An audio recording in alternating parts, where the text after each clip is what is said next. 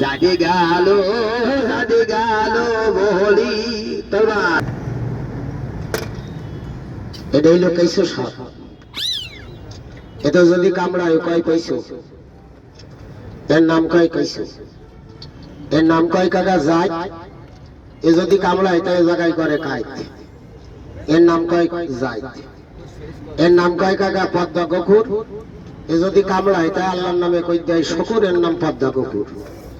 এর নাম কয় কাকা ঘুমা। এ কামড় দিলি কয় তুই জন্মের ঘুম ঘুমা। এই বেজিতে 3টি সাপের মাথা চিবি খেয়ে নিয়েছে এই 3 মাসের মধ্যে।